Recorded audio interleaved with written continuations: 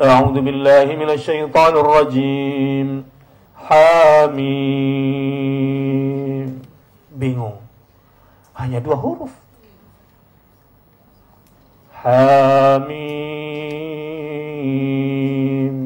Hanya 2 harakat.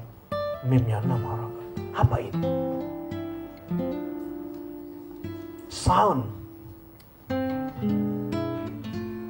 Sebuah rangkaian 2 huruf tak bermakna ini, tetapi kenapa begitu kuat pesannya di dalam hati saya?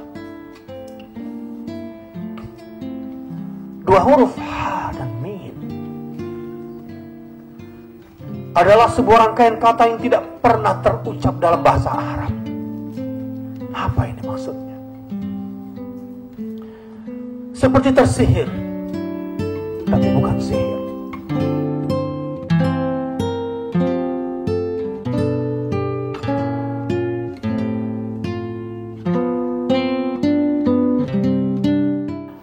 A'udzu billahi minasyaitonir rajim.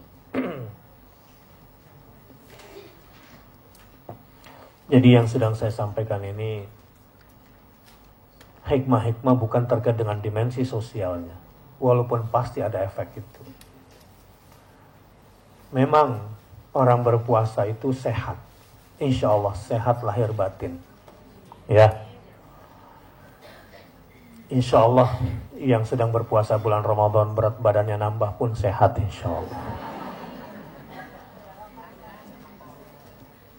Siapa yang sukses puasanya? Yang A, berat badannya turun, atau yang B, yang berat badannya naik?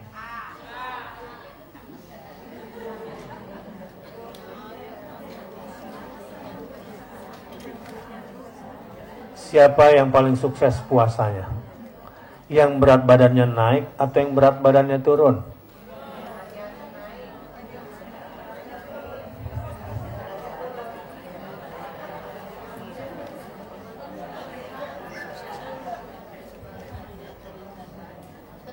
Nah, karena kita sedang tidak membicarakan dimensi kesehatan, yang sedang kita bicarakan adalah dimensi Rabbaniyah, sisi ketuhanannya.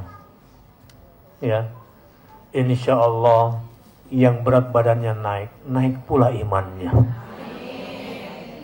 Yang berat badannya turun, tambah tinggi pula imannya.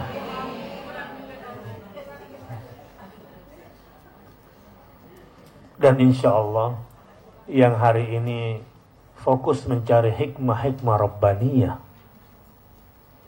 akan mendapatkan dimensi ketuhanan itu. Akan bertambah tauhidnya kepada Allah Subhanahu wa ta'ala. Yang mana kira-kira sekarang adalah tilawatul Quran. Warzuqna tilawatahu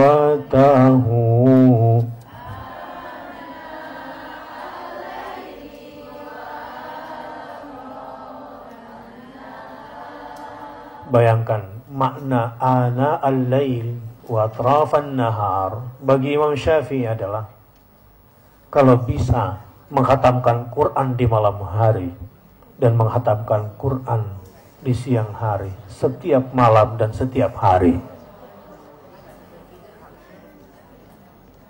Beda target gak sama kita?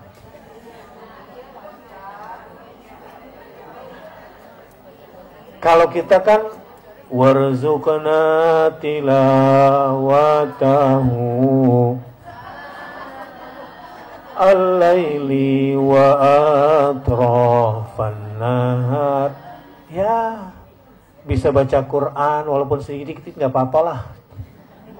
Yang penting baca siang dan baca. Inilah kelompok slim fit.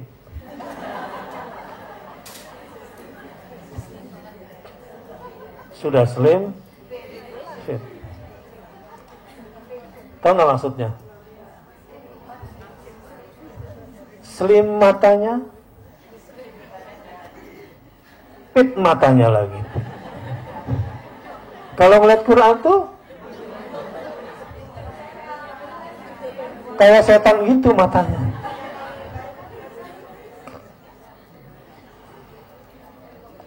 Nah, sekarang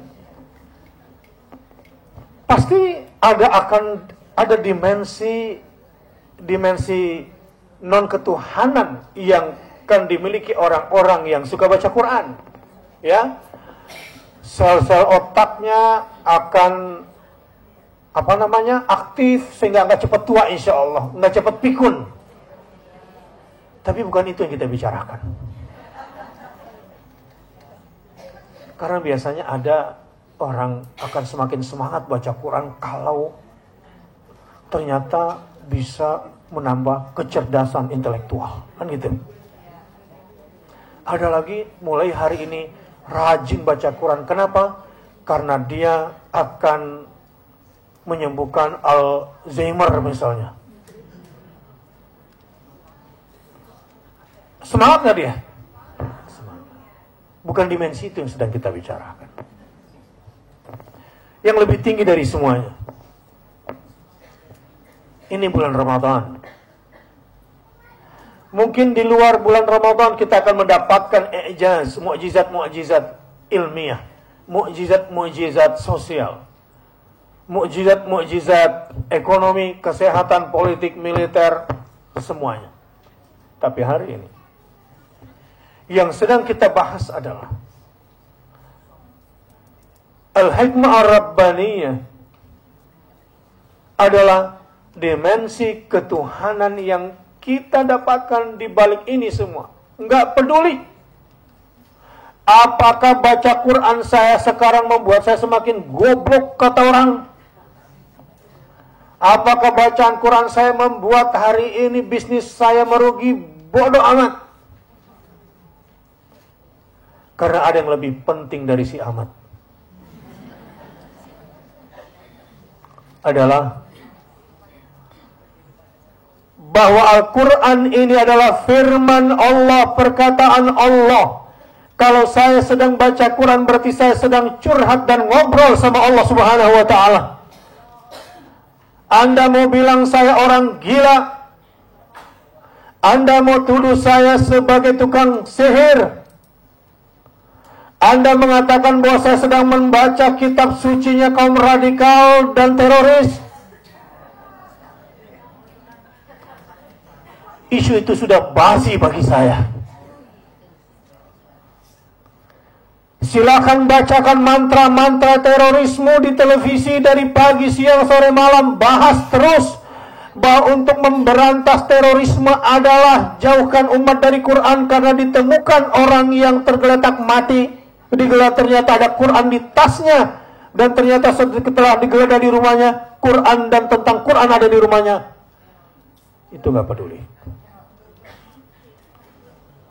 Karena yang penting bagi saya adalah ketika saya membaca Quran, bahwa saya meyakini isinya betul-betul tidak mungkin dikatakan oleh manusia biasa.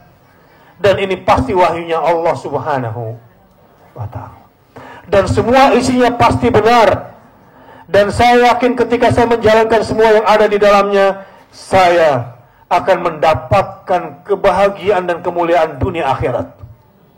Dan setelah itu, saya tidak pernah mau lagi menengok kepada konsep hidup lain selain way of life yang sudah saya yakini, yaitu Al-Quranul Karim.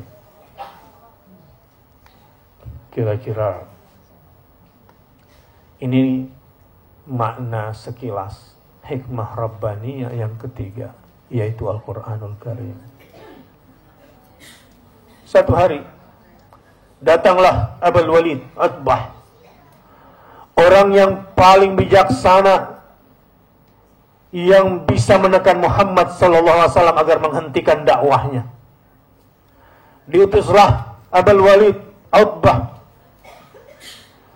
karena dialah orang yang dianggap bisa berbicara dengan Muhammad saat Abu Jahal dan Abu Lahab sudah tidak bisa didengar lagi perkataannya.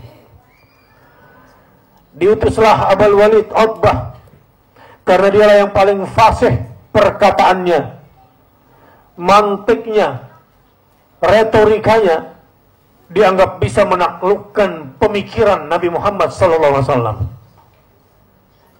Datanglah dia berjumpa dengan baginda Rasulullah sallallahu alaihi wasallam. Tahukah Anda apa yang terjadi? Setelah bernegosiasi dengan Nabi Muhammad SAW dan mengeluarkan narasi-narasi terhebatnya untuk melumpuhkan pemikiran Muhammad, dikeluarkan narasi-narasi terhebatnya, bahkan setingkat dengan mantra untuk melumpuhkan keyakinan Muhammad SAW. Tahu Anda apa yang dikatakan oleh Nabi Muhammad setelah itu? Setelah keluar semua argumen-argumennya dengan retorika yang terindah, dengan semiotika yang terbaik, dengan diksi yang terukur, apa kata Rasulullah SAW? Apakah kamu sudah selesai wahai Utbah? Masih ada lagi kah yang hendak kau sampaikan? Tidak ada. Baik, sekarang giliranmu wahai Muhammad. Dia tidak memikirkan diksi. Dia tidak memikirkan retorika. Dia hanya membacakan Al-Quran. A'udzu billahi minasyaitonir rajim. A'udzu billahi minasyaitonir rajim. Bismillahirrahmanirrahim. Surat Fussilat. Hamim. Bingung. Hanya 2 huruf. Hamim. Hanya 2 harakat. Mimnya 6 harakat. Apa ini? Sound. Sebuah rangkaian 2 huruf tak bermakna ini, tetapi kenapa begitu kuat pesannya di dalam hati saya? 2 huruf ha dan mim adalah sebuah rangkaian kata yang tidak pernah terucap dalam bahasa Arab. Apa ini maksudnya? Seperti tersihir, tapi bukan sihir. Tak bermakna secara kata. Tapi kenapa ada ketentraman, ada kedamaian di balik 2 huruf ini? Rasulullah kemudian melanjutkan bacaannya. Tanzilum minar rahmanir rahim. Diturunkan dari Tuhan yang Maha Pemurah lagi Maha Penyayang. Siapa itu Ar-Rahman? Bukan cuma Ar-Rahman, sekaligus Ar-Rahim yang menurunkan ini setelah ha dan mim. Saya sekarang mendapatkan bahwa sumber kata-kata ini, sumber narasi hebat ini ternyata dari Ar-Rahman, Ar-Rahim. Saya datang ke Muhammad sallallahu alaihi wasallam membawa pesan dari 2 pembesar saya yang jahat. Saya dengan semua untayan kata-kata saya, ternyata saya hanya membawa pesan dari dia yang penuh kedengkian di dalam hatinya. Siapa? Siapa gerangan Ar-Rahman? Siapa gerangan Ar-Rahim yang memiliki narasi yang begini kuat?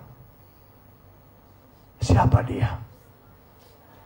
Saya dengan semua retorika yang saya sampaikan untuk menaklukkan orang yang bernama Muhammad, saya harus sadari bahwa saya hanya pembawa pesan orang jahat yang tidak ingin kekuasaannya digoyang. Saya ternyata hanyalah pembawa isu yang saya kemas dengan semua gaya bahasa yang indah. Tapi sebetulnya bukan cuma pepesan kosong, pepesan bangkai yang saya sedang bawa, yang saya kemas-kemas. Siapa ini? Siapa ini? Siapakah yang Maha Pengasih dan Penyayang ini? yang menurunkan narasi yang begini kuat ini? Rasul kemudian membacakan lanjutan ayatnya.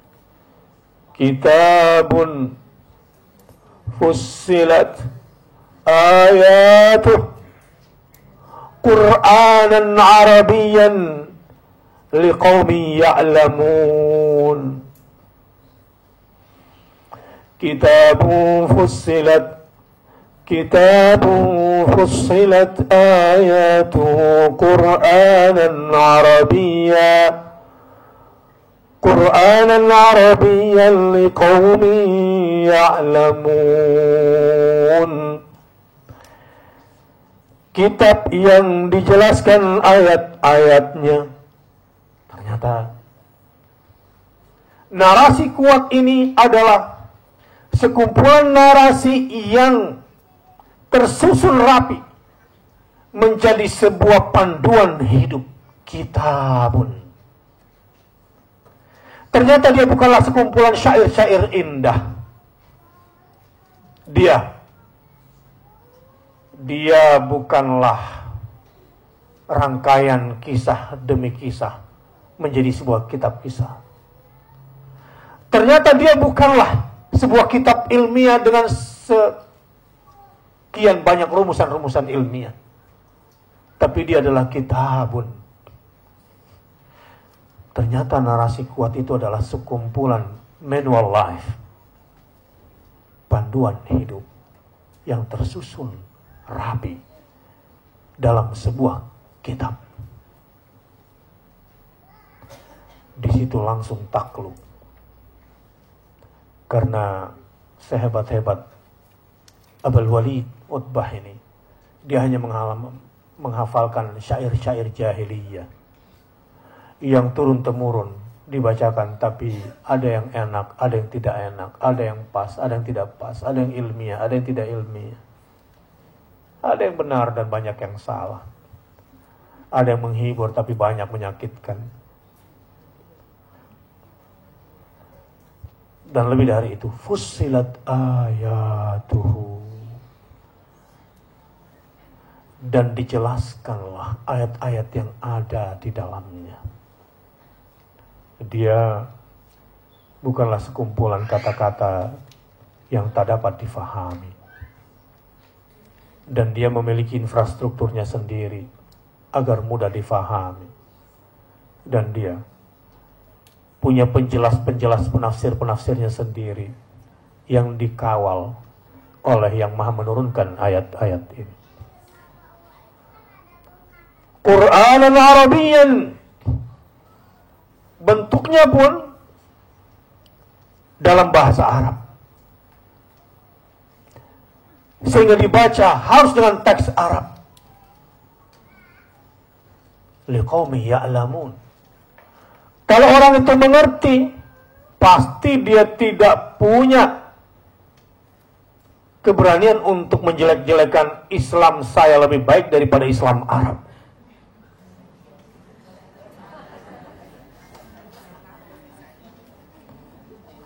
Allahu a'lam haitsu yaj'alu risalatah. Kalau Allah mau, Allah bisa saja utus orang Indonesia menjadi rasulnya. Tapi Allah tidak mau.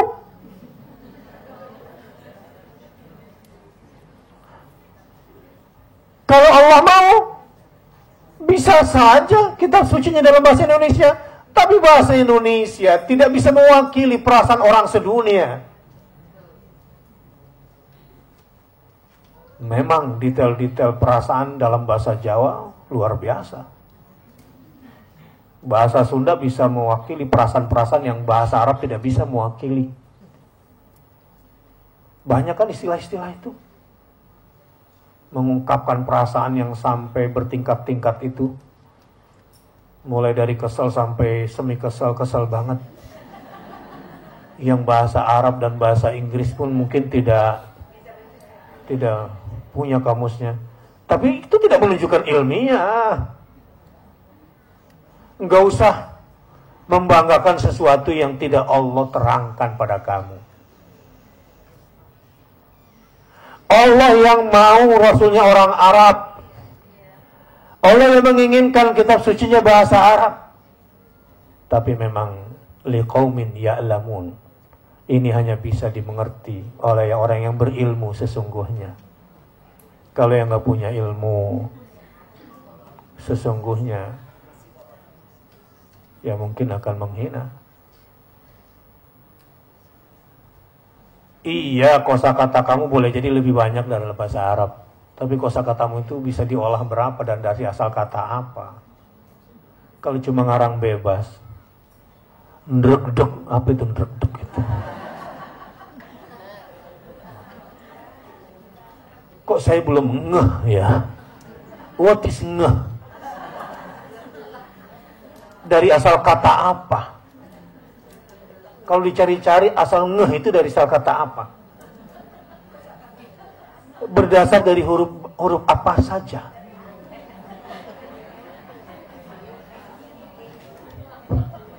Dan kalau diolah ini bisa mengembang menjadi apa? Ngeh ini. Kalau ada busi mereknya ngek, NGK tuh ngek gitu kan.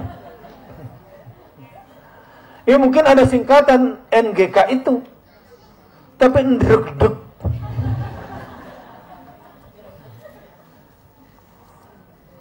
Borokokok. Ini perpaduan antara borok dengan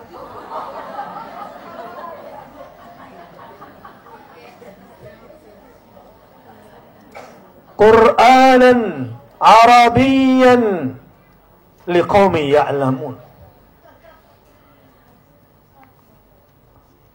Ini semua sangat ilmiah. Dan ini mengandung ilmu di dalamnya. Dan orang-orang yang memiliki ilmu pasti tunduk di hadapan ini. Itu yang terjadi pada Abul Walid Utbah. Dia keluar, semua bertanya-tanya, menunggu apa kira-kira. Bagaimana hasil negosiasi antara Abul Walid dengan Muhammad sallallahu alaihi wasallam. Harap-harap cemas. Cemas-cemas tanpa harapan. Itu terlihat pada kubu Abu Jahal dan Abu Lahab, kaum musyrikun Mekah. Kenapa? Karena Abul Walid keluar setelah berjumpa dengan Rasulullah SAW dan dibacakan Quran oleh Nabi Muhammad SAW. Hanya Quran yang dibacakan dan itu bukan hanya Quran dan itu bukan hanya Fatihah doang, bukan doang. Benar Ustaz, cuma ayat kursi? Bukan cuma. Ini adalah sesuatu yang agung dari Allah Subhanahu wa ta'ala. Ini adalah wahyu, tidak ada distorsi di dalamnya. Yang setiap, bukan cuma katanya, setiap hurufnya. Hamim. Diafragmanya. Goncangan narasinya. Bukan sesuatu yang biasa. Berubah wajahnya Utbah Abul Walid. Sehingga sebagian besar kubu yang mengharapkan berita gembira dari Abul Walid mengatakan, dia sudah kena sihir Muhammad. Dia kena sihir Muhammad. Terus, apa yang diungkapkan oleh Abul Walid? Sungguh, tadi Muhammad bilang apa? Apa hasil negosiasinya? Bagaimana keputusan akhirnya? Apa kata dia? Yang saya dengar tadi bukan perkataan manusia. Bukan pula mantra yang suka kita baca. Yang tak bermakna. Dia bukanlah jampi-jampi biasa. Yang didasari dengan teori-teori ilmiah misalnya. Bukan. Dia bukan juga sekumpulan irama yang memberikan dampak positif bagi psikologis seseorang. Saya tidak tahu. Tapi yang saya ingat, narasi itu diturunkan oleh yang Maha Pengasih dan Maha Penyayang. Allahu Akbar. Allahu Akbar. Coba bayangkan. Orang seperti Utbah yang kafir kepada Muhammad SAW bisa merasakan getaran Al-Quran. Bagaimana mungkin kamu bilang beriman? Bagaimana mungkin kamu ngaku beriman, tapi Quran tidak menggetarkan jiwamu?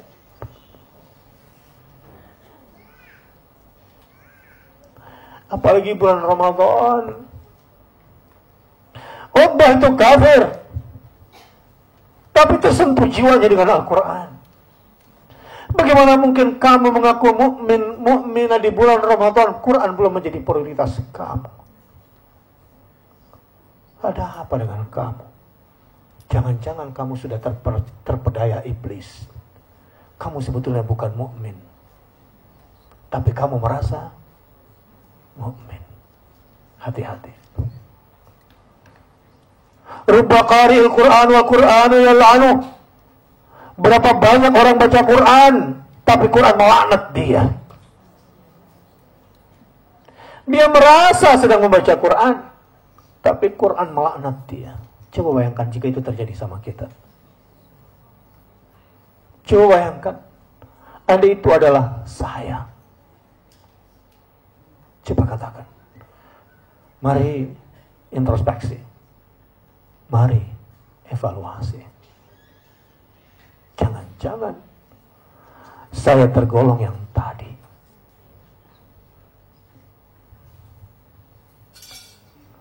Bagaimana Ustaz caranya? Saya ingin cek diri saya. Saya takut. Saya nggak mau kepedean. Saya nggak mau kegeeran. Oh, saya nggak kayak gitu kok. Hati-hati. Orang munafik itu adalah orang yang merasa dirinya sudah beragama. Orang munafik itu adalah orang yang dirinya sudah merasa menjalankan ibadah. Orang munafik itu adalah orang yang merasa dirinya sudah beriman. Bahkan sangat yakin kalau dirinya beriman, tapi di mata Allah dia cuma orang munafik. Sampai di situ kira-kira mungkin nggak kalau orang itu adalah saya? Mungkin. Saya beritahu, kalau orang kafir itu memang tidak kenal Tuhan dan tidak merasa beriman dan tidak punya agama. Tapi nerakanya orang kafir yang tidak merasa beriman, tidak punya narasi agama, tidak merasa sudah beribadah, tidak, bahkan dia terang-terangan melawan Tuhan. Neraka dia lebih tinggi daripada nerakanya munafik. Maksudnya lebih kurang siksaannya. Si munafik yang merasa sudah beragama, sudah menjalankan ibadah, sudah merasa beriman, dia bahkan yakin sekali kalau dirinya sudah beriman. Tapi innal munafiqina fid darkil asfali minan nar. Padahal posisinya nanti di akhirat dia berada di neraka paling bawah. Alladzina atainahumul kitab yatlunahu haqqa tilawati ulaika yu'minuna bih. Contoh orang yang sudah beriman kepada Quran di bulan suci Ramadan dan dia betul-betul sudah beriman adalah yatlunahu haqqa tilawati.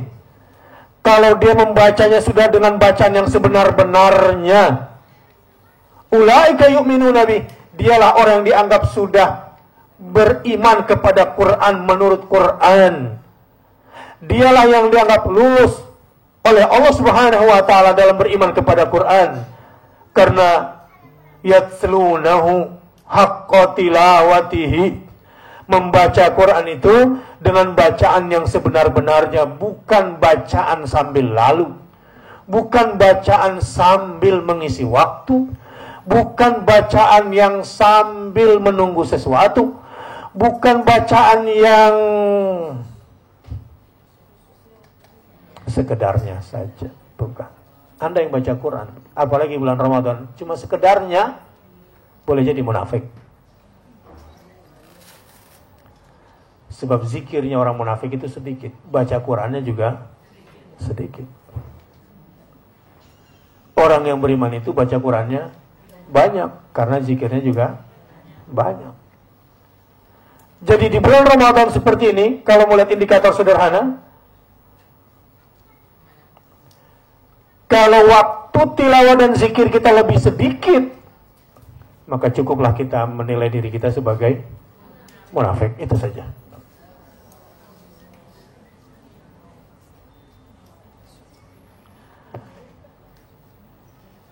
Kenapa?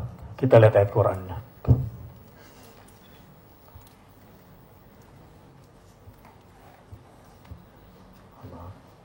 Kita lihat ayat Quran ini. Lihat. Kita masukkan di dalamnya.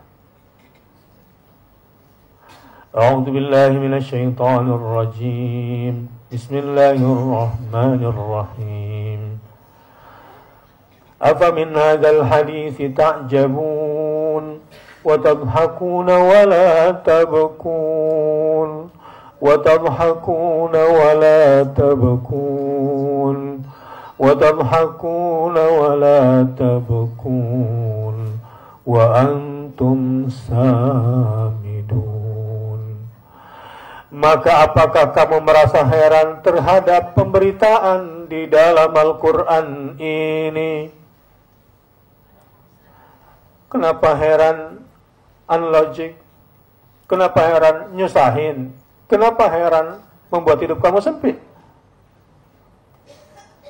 Bukan cermin yang salah, wajahmu yang buruk rupa. Wa tabhakuna wa la tabkun. Saat membacanya, kamu malah bisa tertawa, bukannya menangis. Sudah lama rasanya baca Quran tidak menangis lagi. Membaca Quran tidak lagi seperti dulu waktu kecil. Waktu kecil kita bisa memegang Quran dengan penuh kemuliaan, di bawah dan di dekat di dada. Dulu waktu kecil, ketika iman masih ada, ditempatkan Quran di tempat yang paling tinggi. Setelah merasa sudah beriman, kenapa jadi begini? Tidak sungguh-sungguh kepada Al-Quran. Disiapkan program khatam juz 30 di bulan suci Ramadan, lewat begitu saja. Seperti tidak ada pengajian selama ini. Wa antum samidun. Sedangkan kamu melengahkannya.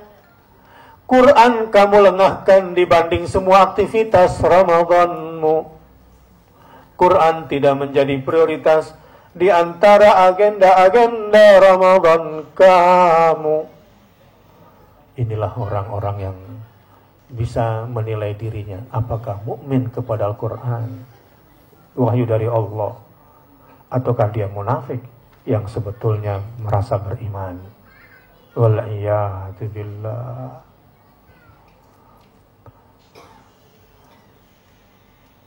Innahu laqur'anun karim. Sesungguhnya Al-Quran ini adalah bacaan yang sangat mulia. Fi kitabim maknun. Pada kitab yang terpelihara di Lauhul Mahfuz dan tidak ada yang bisa menyentuhnya. La yamassuhu illal mutahharun. Tidak ada yang dapat menyentuhnya kecuali hamba-hamba yang disucikan. Tanzilum mir rabbil alamin. Dia bukanlah karangan orang pintar. Dia bukan pula bestseller yang dibuat-buat sesuai dengan selera orang sekarang. Dia bukanlah sihir yang bisa menyihir orang berbondong-bondong datang ke bioskop setelah membaca novelnya. Bukan. Tanzilum mir rabbil alamin. Diturunkan dari Tuhan alam semesta yang telah menciptakan alam semesta. Dan dia menurunkan Al-Quran agar bisa dijadikan sebagai panduan bagaimana berinteraksi dengan positif di alam yang dia ciptakan.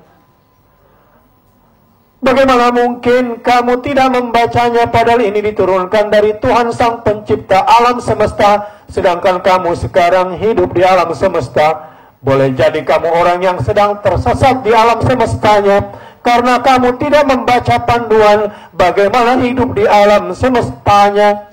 Andai kamu pernah tersesat di sebuah hutan yang kamu tersesat di dalamnya adalah kecil, itu karena kamu tidak punya kompas, tidak pernah baca peta di hutan itu, kamu tersesat. Bagaimana dengan jagat raya yang begini luas? Ada bermiliar-miliar planetnya, padahal hutan itu di dalam bumi. Bumi hanyalah salah satu planet kecil yang besarnya sebesar pasir di pantai yang penuh dengan pasir itu. Tapi lihat kelakuanmu. Afa bihadzal haditsi antum mudhinun. Maka apakah kamu menganggap remeh saja Al-Quran ini? Remehkah Quran ini? Padahal ini bulan di mana Quran diturunkan. Semoga Allah Subhanahu wa taala berikan kekuatan kita memahami hikmah Rabbaniyah. Subhanakallahumma wa bihamdika asyhadu an la ilaha illa anta astaghfiruka wa atubu ilaik. Wassalamualaikum warahmatullahi wabarakatuh.